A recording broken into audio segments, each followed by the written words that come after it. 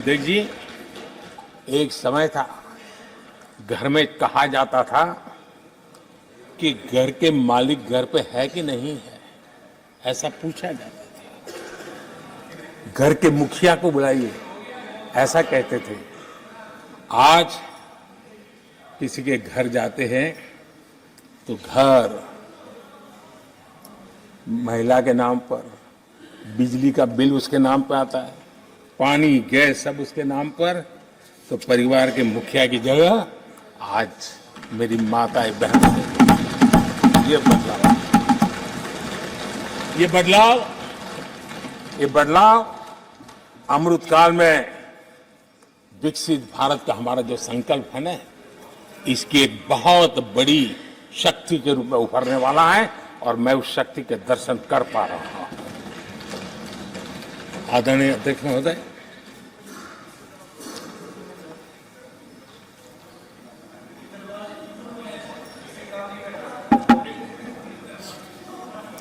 किसानों के लिए आंसू बहाने की आदत मैंने बहुत देखी है।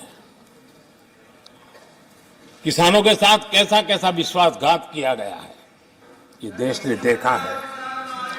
कांग्रेस के समय कृषि के लिए कुल वार्षिक बजट होता था 25,000 करोड़ रुपया। आदरणीय अध्यक्ष जी, हमारी सरकार का बजट है 1.25 लाख करोड़ रुपया।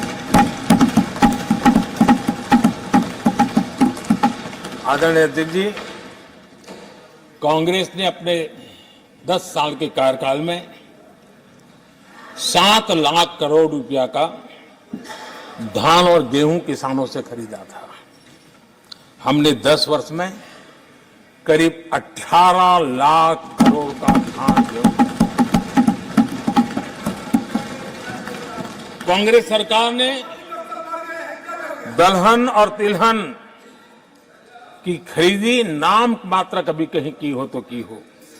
हमने 1.25 लाख करोड़ रुपए से भी अधिक का दलहन और तिलहन खरीदा है।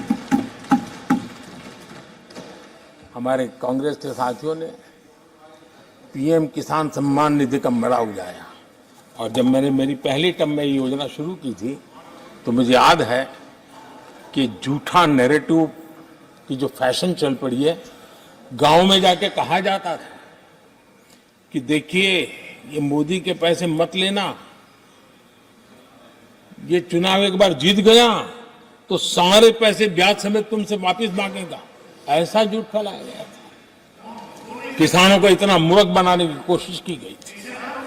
आदरणीय अध्यक्ष जी, पीएम किसान सम्मान निधि 2,80,000 करोड़ रुपए हमने भेजे।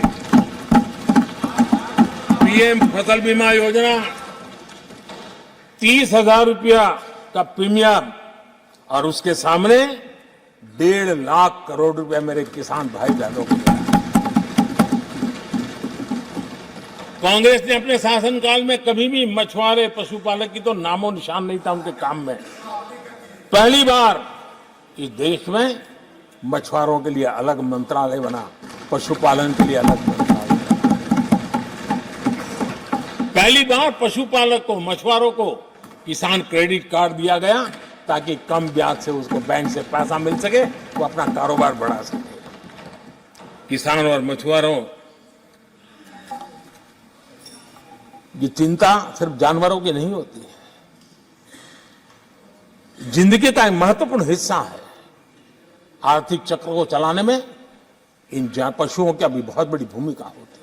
हमने फुट एंड माउथ डिसीज, उससे हमारे पशुओं को बचाने के लिए 50 करोड़ से ज्यादा टीके लगाए हैं, पहले कभी सोचा नहीं।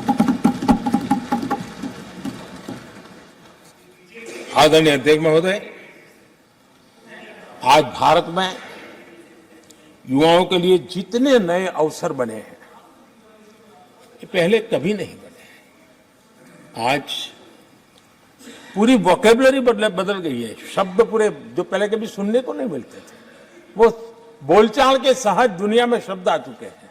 आज चारों तरफ स्टार्टअप्स की गूंज है, यूनिकॉर्न्स चर्चा में है, आज डिजिटल क्रिएटर्स एक बहुत बड़ा वर्ग हमारे सामने है।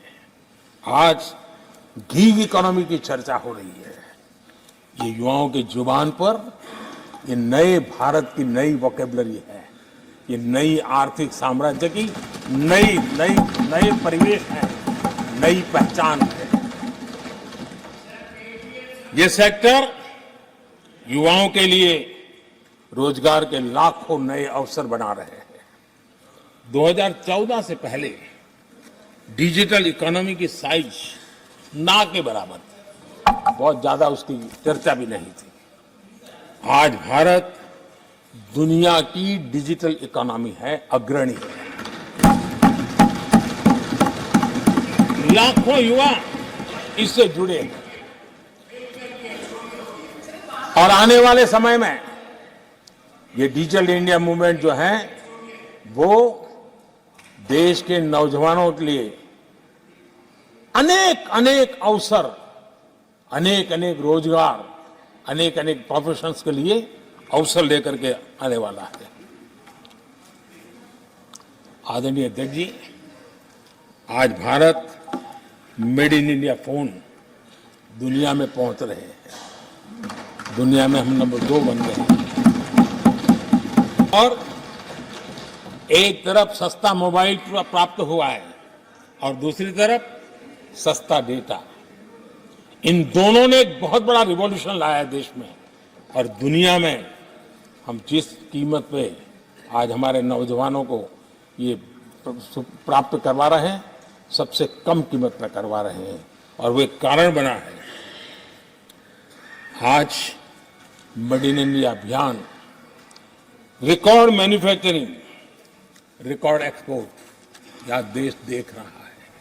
आदरणीय जी, ये सारे काम हमारे नौजवानों के लिए सबसे ज्यादा रोजगार लाने वाले काम है, सबसे ज्यादा रोजगार के अवसर पैदा करेंगे। आदरणीय अध्यक्ष महोदय, 10 वर्ष में टूरिज्म सेक्टर में अभूतपूर्व उछाल आया है। हमारे देश में ये ग्रोथ और टूरिज्म सेक्टर ऐसा है जिसमें कम से कम पूंजी निवेश में अधिक से अधिक लोगों को रोजगार देने वाला अवसर है और सामान्य से सामान्य व्यक्ति को भी ये रोजगार देने वाला अवसर है। स्वरोजगार की सबसे ज्यादा संभावनाएं वाला टूरिज्म क्षेत्र है।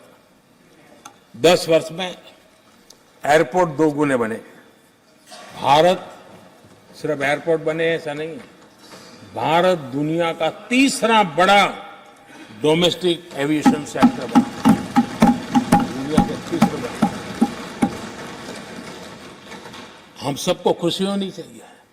भारत की जो एयरलाइंस कंपनियां हैं, उन्होंने 1000 नए एयरक्राफ्ट के ऑर्डर दिए। देश में 1000 नए एयरक्राफ्ट।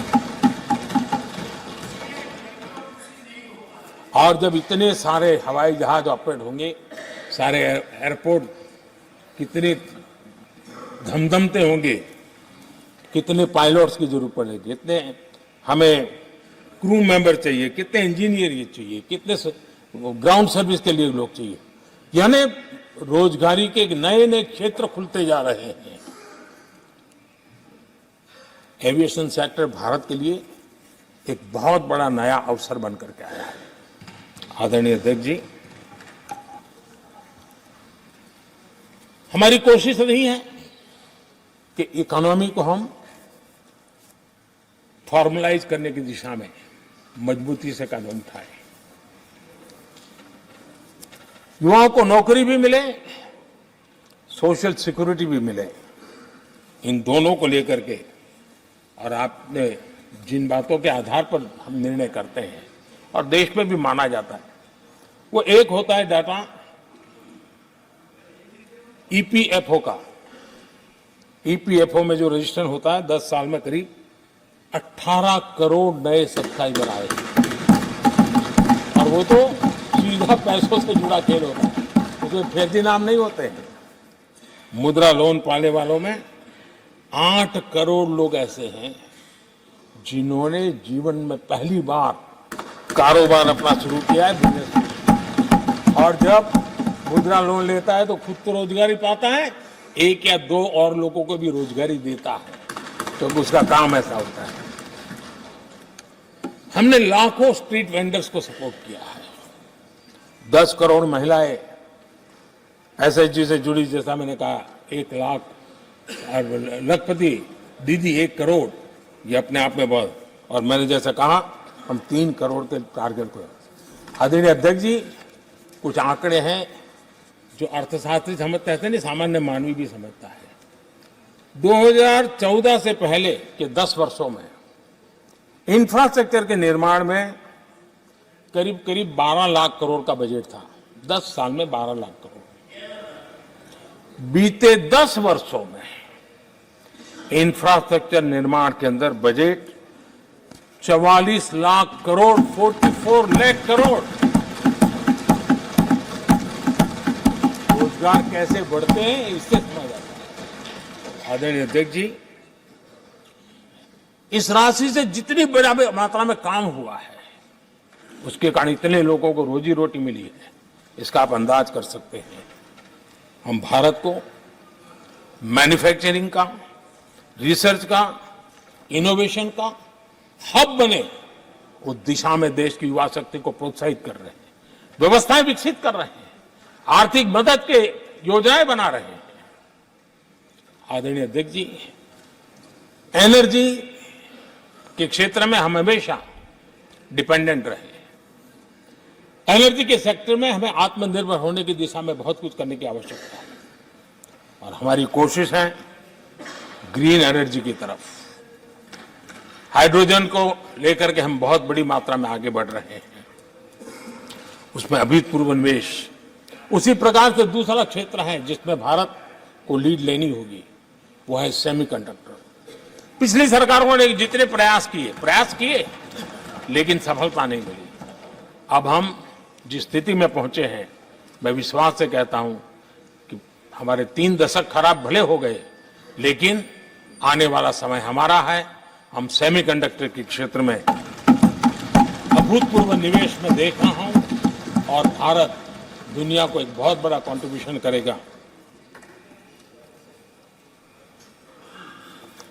इन सारे कारणों से आदरणीय अध्यक्ष जी, क्वालिटी जॉब की संभावनाएं बहुत बढ़ने वाली है, और जिसके कारण समाज में जैसे जैसे हमने एक अलग स्किल मिनिस्ट्री बनाई, उसके पीछे हेतु ये है कि देश के नौजवानों को हुनर मिले और ऐसे अवसर मिले, और हम इंडस्ट्री 4.0 उसके लिए मैन पावर को तैयार करते हुए आगे बढ़ने की दिशा में काम कर रहे हैं। आदरणीय अध्यक्ष जी, यहाँ महंगाई को लेकर के काफी कुछ बातें की गई है। मैं जरूर चाहूंगा कि देश के सामने कुछ सच्चाइयां आनी चाहिए।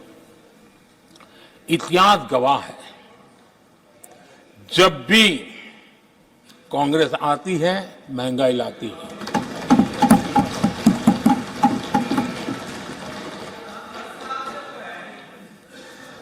मैं कुछ वक्तव्य इस सदन में आज कहना चाहता हूं,